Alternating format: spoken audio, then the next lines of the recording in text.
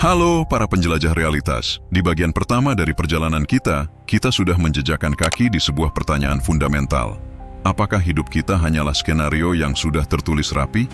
Kita melihat bagaimana Loki dipaksa menerima takdirnya di Sacred Timeline ala TVA, dan kita menyelami teori blok semesta yang mengerikan dari Einstein, yang seolah menunjukkan bahwa masa lalu, kini dan masa depan sudah ada, tercetak bagai DVD yang tak berubah. Tapi, benarkah takdir kita sefatalistik itu?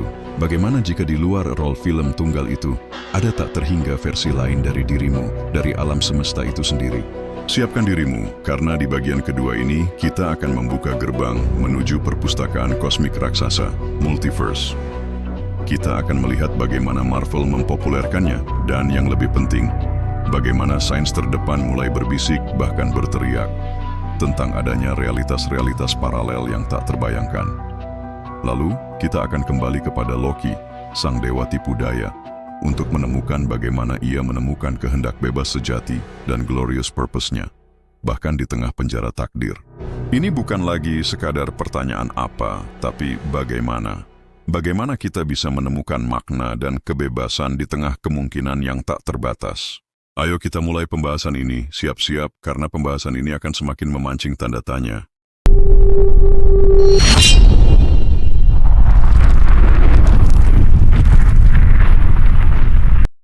TVA mungkin fiksi, tapi di kehidupan kita, metode seperti yang mereka lakukan ada di mana-mana.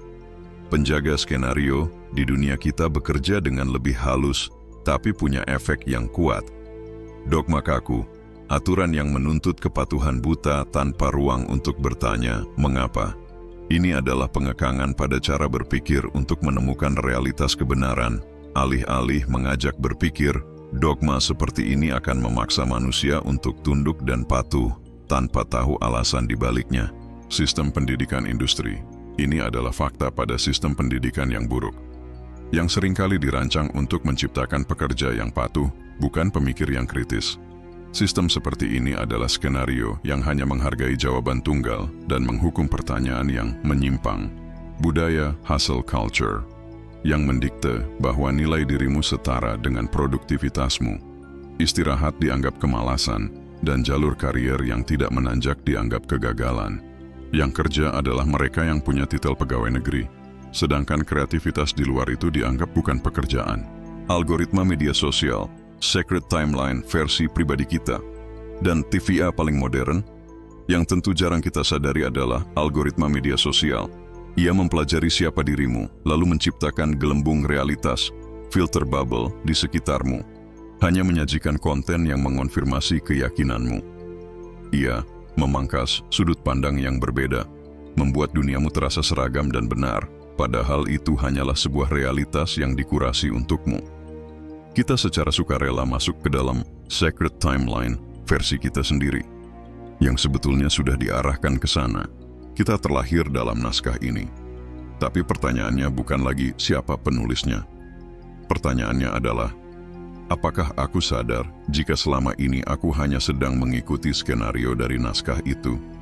Dan ini tanda tanya yang harus kita jawab.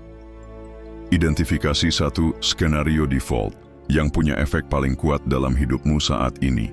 Misalnya, saya harus menikah sebelum umur 30. Saya harus bekerja di korporat agar aman secara finansial. Atau, saya harus selalu setuju dengan apa yang jadi kemauan keluarga. Sekarang tanyakan 3 alasan mengapa kamu harus mengikuti skenario itu. Tanyakan pada dirimu sendiri secara mendalam. Mengapa saya harus mengikuti ini? Mengapa aturan ini ada? Mengapa saya takut jika tidak mengikutinya? Jawaban jujur dari pertanyaan-pertanyaan ini mungkin akan menunjukkan pintu keluar dari sel tahanan TVA pribadimu. Mungkin sebenarnya kamu tahu dan dapat melihat mana yang benar dan mana yang salah. Kadang kita ada di posisi di mana kita tahu yang benar, tapi sering pilih yang salah. Ini adalah sebuah pertarungan internal dalam pikiran. Sebagai contoh, kita tahu merokok itu salah, tapi kita menyalakannya. Kita tahu bergosip itu buruk, tapi kita menyukainya karena rasanya nikmat. Kita tahu menunda pekerjaan hari ini akan menyusahkan kita nanti, tapi scroll konten di HP sering membuat kita lupa waktu. Kita tahu korupsi itu kejahatan, tapi kita lebih suka memberi uang pelicin untuk memudahkan penyelesaian kasus. Misalnya saat kena tilang. Dan masih banyak lagi. Ini adalah panggung di mana drama terbesar dalam diri manusia dipertontonkan. Pertarungan antara pengetahuan, logos, dan kehendak, voluntas. Mari kita bedah fenomena ini dari berbagai lapisan kebenaran, dari filosofi kuno hingga ilmu saraf modern, untuk memahami mengapa kita, makhluk yang mengaku rasional, begitu sering bertindak irasional. Sanggahan filosofis. Apakah kamu benar-benar tahu? Filsuf Yunani kuno, Sokrates, akan langsung menyanggah premis kita. Menurutnya, tidak ada seorang pun yang melakukan kesalahan secara sukarela. Bagi Sokrates, jika Anda benar-benar tahu dengan seluruh jiwa dan raga bahwa sesuatu itu salah, Anda tidak akan mungkin melakukannya. Pengetahuan sejati, disebut episteme, menurutnya akan menyatu dengan jiwa dan secara otomatis memandu tindakan Anda ke arah kebaikan. Jadi, jika seseorang memilih yang salah, Sokrates akan berargumen bahwa pengetahuannya itu cacat. Mungkin itu hanya pengetahuan level permukaan, doksa, sekadar tahu kata orang, bukan hasil internalisasi, atau pengetahuan yang tertutup gairah, saat kabut nafsu, amarah, atau keserakahan membutakan kita sejenak. Namun muridnya, Aristoteles, lebih realistis. Ia memperkenalkan konsep akrasia, yang secara harfiah berarti kelemahan kehendak. Aristoteles setuju bahwa kita bisa memiliki pengetahuan yang benar, namun gagal bertindak sesuai dengannya karena dikalahkan oleh nafsu, appetite. Bayangkan ini, ada seorang kapten kapal, akal sehat, tahu arah pelabuhan yang benar. Namun, para awak kapalnya yang jahat, nafsu dan gairah, melakukan pemberontakan, mengikat sang kapten, dan membelokkan kapal ke pulau harta karun terlarang. Sang kapten tidak kehilangan pengetahuannya, ia hanya kehilangan kendali atas kapalnya. Inilah yang terjadi pada kita setiap hari. Penjelasan ilmiah, perang saudara di dalam tengkorak kepala kita. Ilmu saraf modern memberikan bukti fisik bagi konsep akrasia Aristoteles. Otak kita bukanlah sebuah kesatuan yang monolitik. Ia adalah sebuah komite yang seringkali bertengkar.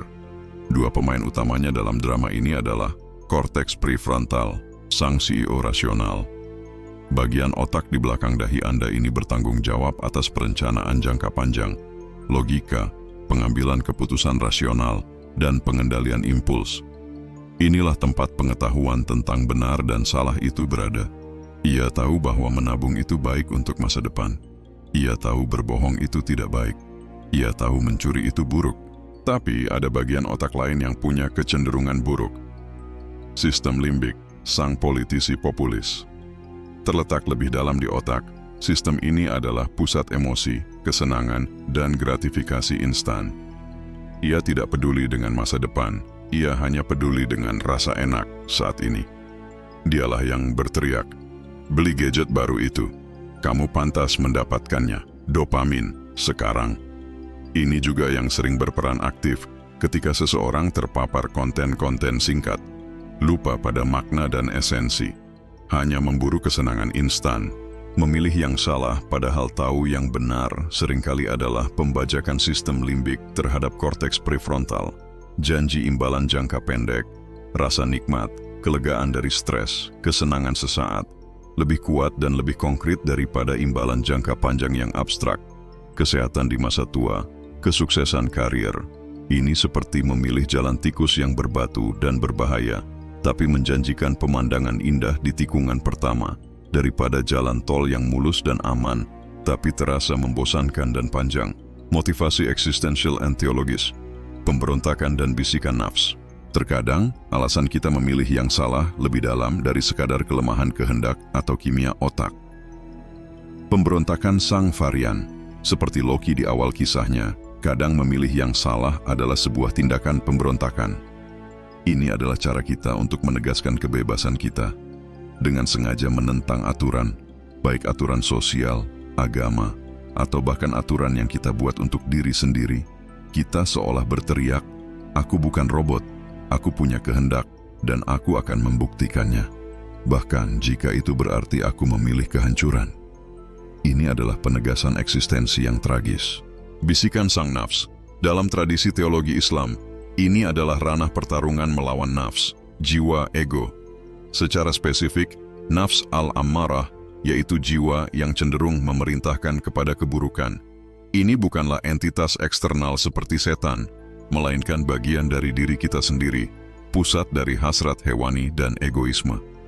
Pengetahuan tentang benar dan salah ada di dalam akal, dan qalb, hati nurani. Namun nafs terus-menerus membisikkan jalan pintas yang penuh kenikmatan.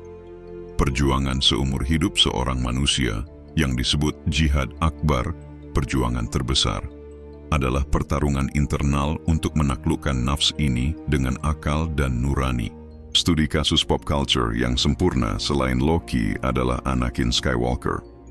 Ia tahu ajaran Jedi tentang kesabaran dan pelepasan adalah jalan yang benar. Namun, rasa takut kehilangan Padme, nafsu dan gairah begitu kuat sehingga ia memilih jalan Sith yang salah, yang menjanjikan kekuatan instan untuk mengontrol kematian. Pengetahuannya dikalahkan oleh hasratnya. Jadi, apa yang terjadi jika kita sudah tahu apa yang benar, tapi malah memilih yang salah? Kita menciptakan sebuah perpecahan di dalam diri kita sendiri. Terjadi perang saudara antara diri ideal, yang kita tahu seharusnya kita menjadi, dan diri aktual, tindakan yang kita lakukan. Konsekuensi yang paling mengerikan adalah internal. Erosi kepercayaan diri, munculnya rasa malu, shame, dan kehilangan kendali. Semakin sering kita menyerah pada akrasia, otot kehendak kita akan semakin lemah. Inilah tragedi kehendak bebas yang sesungguhnya. Loki, setelah memegang pohon realitas, memberikan semua makhluk kebebasan untuk memilih. Namun, anugerah terbesar itu sekaligus merupakan beban terberat. Karena memiliki pengetahuan tentang jalan yang benar tidaklah cukup. Perjuangan sesungguhnya adalah memiliki kekuatan, kebijaksanaan, dan cinta untuk menapakinya, langkah demi langkah. Pertanyaan reflektif untuk kita. Ketika kita memilih yang salah, seringkali kita berdalih, hanya sekali ini saja. Atau, nggak apa-apa, ini yang terakhir kok, besok aku tobat. Tapi, jika setiap pilihan menciptakan varian dari diri kita di alam semesta yang berbeda, maka pilihan salah itu telah menciptakan sebuah versi diri kita yang selangkah lebih dekat menuju jalur kegelapan. Ibarat cermin yang setiap hari diciprati debu dan kotoran, maka lama-kelamaan cermin itu kehilangan fungsinya. Ketika kita melihatnya dari sudut pandang ini, apakah kita masih berani meremehkan pilihan-pilihan kecil yang kita buat setiap hari?